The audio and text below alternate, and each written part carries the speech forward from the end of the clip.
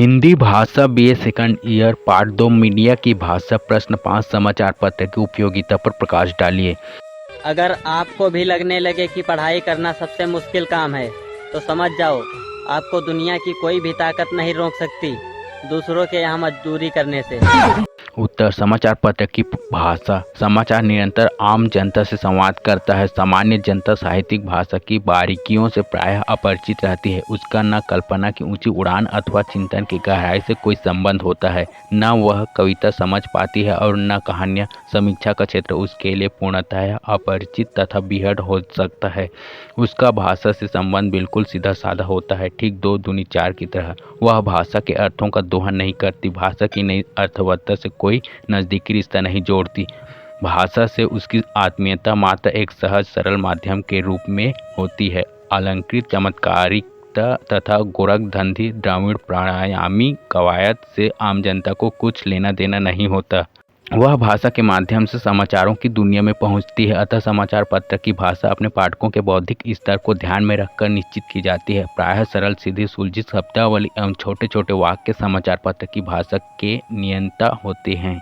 इसके अलावा समाचार पत्र में शब्दों को एकार्थक होना, उसके अर्थ का सुनिश्चित होना, अभिव्यक्ति का दुविधा विहीन होना आवश्यक है। इसके अलावा उसकी सामाजिक मर्यादा एवं नैतिक मूल्यों को भी ध्यान रखना चाहिए ताकि वह एक संस्कारीशील संपन्न अखबार की तरह घरों में पढ़ा जाए। भाषा के अनगढ़ प्रयोग पाठकों को उस समाचार पत्र में ही उबा देते हैं और इससे उसकी प्रतिष्ठा तथा प्रसार संख्या में भी कमी आ सकती है। भाषा का लचीलापन शब्द के अनेक पर्याय समाचार पत्रों के लिए अत्यधिक महत्वपूर्ण भूमिका निभाते हैं। समाचार पत्रों में स्थान मुख्य समस्या होती है। इस कमी को दूर करने में पर्यायवाची शब्दों के से बहुत सहायता मिलती है। देहात की जगह गांव आवश्यक के स्थान पर जरूरी जैसे शब्द कम स्थान घेरते हैं। अतः कहा जा सकता है कि समाचार पत्र की भाषा यथासंभव सीधी, सरल एवं सार्थक शब्दों से संपन्न हो।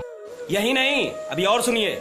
हिंदी भाषा बीए सेकंड ईयर पार्ट 3 वित्त एवं वाणिज्य की भाषा प्रश्न 1 वित्त एवं वाणिज्य की भाषा उदाहरण सहित स्पष्ट कीजिए। उत्तर हिंदी भाषा के विविध स्वरूपों में वित्त वाणिज्य की भाषा की भी अपनी एक अलग पहचान, पदावली, परिभाषिक शब्दावली एवं एक विशिष्ट रूप है। इसके अंतर्गत व्यापार, वाणिज्य, वित्त, फाइनेंस, बीमा, इंश्योरेंस, बैंकिंग तथा आयात निर्यात, एक्सपोर्ट इम्पोर्ट आदि क्षेत्र आते हैं। वित्त एवं वाणिज्य की भाषा का मुख्य आधार विषय एवं संदर्भ के अनुसार परिभाषिक शब्दावली तथा भाषिक संरचना की विशिष्टता माना जा सकता है। वाणिज्य, बीमा, वित्त, व्यवसाय तथा बैंक आदि क्षेत्रों से संबंधित शब्दावली निश्चित तथा मानक है और इन क्षेत्रों में वह निश्चित अर्थ में प्रयुक्त होती है। क्षेत्रों में प्रयुक्त वाक्य रचना भी हिंदी भाषा के अन्य रूपों से भिन्न होते हैं, जैसे सोने में उछाल, चांदी मंदर, तेल की धार, ऊंची अरहर सुस्त। इस प्रकार के वाक्यांश भाषा के इस रूप को अलग करते हैं। हिंदी भाषा की इस वाणिज्य एवं वित्त की भाषा का क्षेत्र अत्यधिक विकसित है, साथ ही लोकप्रिय भी।